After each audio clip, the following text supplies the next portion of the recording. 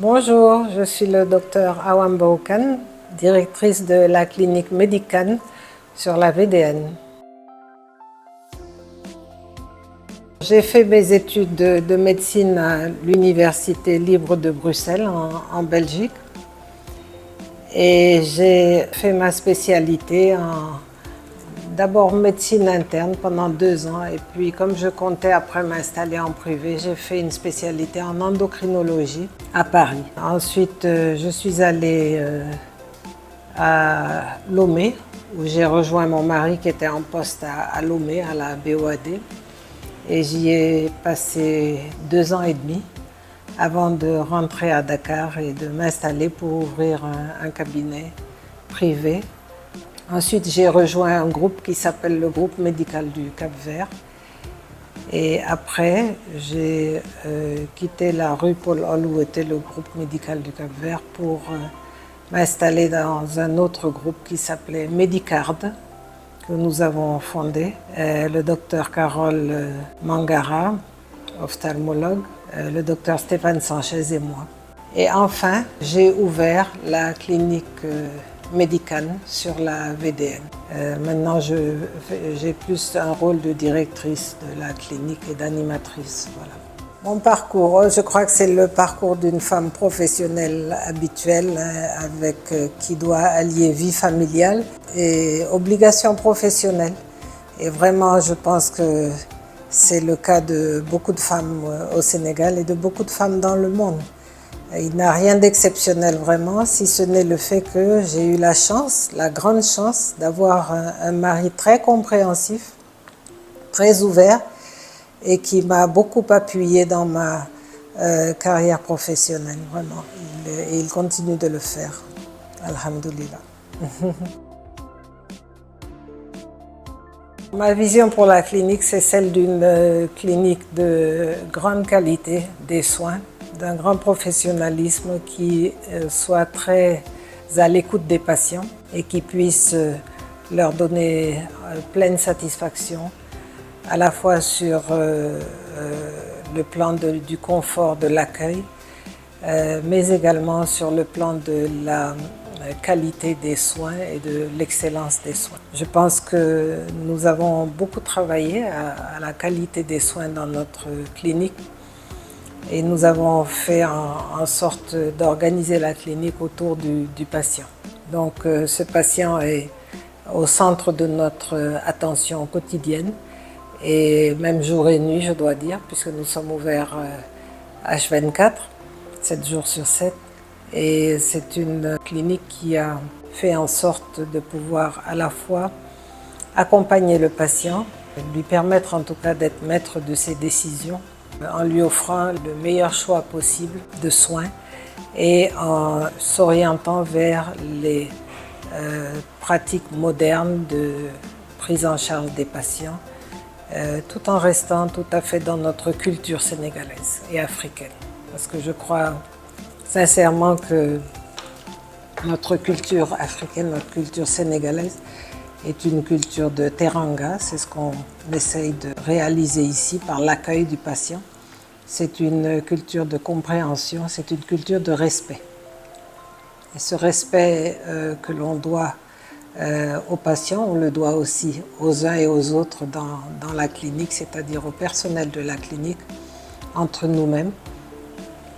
Nous essayons d'avoir beaucoup de respect et j'ai toujours dit, quand j'arrive à la clinique, j'aime y arriver avec le sourire. Et je souhaite que tout le monde à la clinique arrive avec le sourire. Ce sourire étant la manifestation de la joie de venir au travail et dans une bonne ambiance. Et c'est ce que j'ai toujours prôné, c'est ce que je m'évertue à faire. En matière d'innovation, à la clinique, nous en avons fait pas mal et notamment ces derniers temps, avec la pose de pompes à insuline, nous avons fait vraiment, je peux dire, œuvre utile. Parce que les pompes à insuline délivrent de l'insuline de manière continue chez certaines personnes dont le diabète est très très déséquilibré, pour lesquelles on n'arrive pas à trouver d'équilibre malgré des doses rapprochées d'insuline. Donc la pompe à insuline est vraiment quelque chose que nous avons commencé et qui marche bien. Nous avons aussi un programme en relation avec l'hôpital américain de Paris qui est celui du Medical Talent et il consiste à la thermoablation des nodules thyroïdiens. Donc en lieu et place d'une chirurgie ouverte sur les nodules thyroïdiens, on fait une ablation du nodule thyroïdien par la chaleur qui est délivrée par des ultrasons. Donc cette technique est très intéressante parce qu'elle évite la cicatrice, elle évite l'inconfort de la chirurgie, la longueur du délai. Elle se fait en ambulatoire ou quasiment en ambulatoire. Et c'est une technique qui est vraiment sous anesthésie locale, donc c'est une technique qui est vraiment très intéressante pour certains types de nodules et thyroïdiens et pour d'autres indications également comme des adénomes parathyroïdiens. Voilà, donc ce sont les deux innovations majeures que nous avons et qui sont extrêmement importante. C'est un pas quand même que de pouvoir faire. C'est comme des techniques mini-invasives de chirurgie. Voilà. Le 8 mars est la journée internationale des droits des femmes. Et je pense que dans ce sens, nous avons au Sénégal beaucoup de défis. Et je crois qu'il est important que nous les prenions à bras le corps. Ces défis concernent d'abord, en ce qui concerne les femmes, la scolarisation et l'éducation pour tous, pour toutes et tous.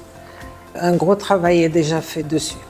Il concerne l'accès des femmes au travail. Je pense que beaucoup de femmes peuvent, au Sénégal, travailler de manière à peu près égale avec les hommes. Il concerne la responsabilisation des femmes dans les entreprises et au niveau de l'État. De ce point de vue, il reste encore beaucoup à faire. Point de vue responsabilité, les femmes sont toujours en dessous. Elles sont toujours dans des postes, elles ne sont pas en tout cas dans des postes de responsabilité autant qu'elles le méritent et autant qu'elles devraient l'être. J'en prends simplement pour exemple le nombre de femmes ministres, le nombre de femmes directrices des agences de l'État, le nombre des femmes dans les au poste des ministères. Vraiment, les femmes à ce niveau-là, elles sont très peu représentées. Et je crois qu'il y a de sérieux efforts à faire. Dans le privé, c'est ce qui concerne les conseils d'administration des sociétés. Il y a peu de femmes. Et vite les femmes, autant les femmes sont présentes, responsables, travailleuses et actives, autant dès lors qu'il s'agit de choix pour des postes de responsabilité élevés, elles sont malheureusement reléguées au second rang.